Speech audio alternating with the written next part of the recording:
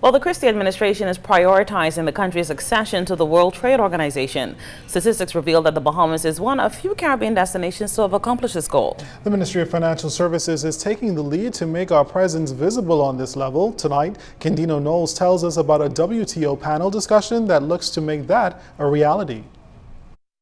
Government has been big on consultation when it comes to a number of proposed initiatives, including this country's accession to the World Trade Organization, which has been over a decade in the making. It's why Financial Services Minister Ryan Pinder facilitated a panel discussion on the issue at the Hilton Hotel last night, where members of the community got a chance to ask WTO's second-in-command, Deputy Director General David Shark, a number of questions about the WTO and what it means to this country's development. As part of the accession process, as I understand it, the Bahamas is hard at work in developing up-to-date rules on food safety, on standards, on addressing anti-dumping measures.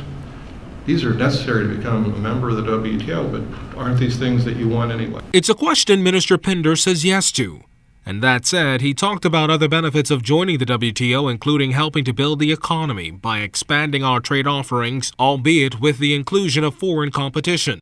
We see trade as an opportunity to develop economically a third pillar, and WTO accession accomplishes that by allowing us to have access into markets on predictable and transparent terms, something that gives comfort to businesses and investors alike. Chairman of the Trade Commission, noted accountant Philip Galanis, says while the Bahamas is open to foreign competition, once accession to the World Trade Organization is complete, Bahamians must consider how much better off the country would be with the enactment of many different types of legislation. Intellectual property rights, for example, is one such thing. Trademarks, copyrights, branding, and so forth. Things that we would probably not take upon ourselves and would do if it were not imposed on us or required of us. And that's where the Bahamas Chamber of Commerce is putting down the brakes. Concerned CEO Edison Sumner says while his membership welcomes the competition, the Chamber is more concerned about the terms and conditions government negotiates with its trade partners. We know that the government has identified a number of areas that they consider to be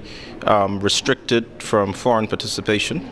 We'd like to see that list expanded to include more professions, more industries in the country. We see that there are some benefits to the WTO. We see that there are also going to be some challenges with it. So the way we understand WTO to work is that you get what you negotiate.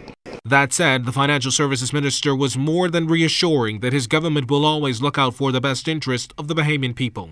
The evolution and the reforms that we're undertaking will actually help domestic industry compete better against foreign imported product. And it's all a part of modernizing our scheme and trading environment to do so. Candino Knowles, ZNS Network News.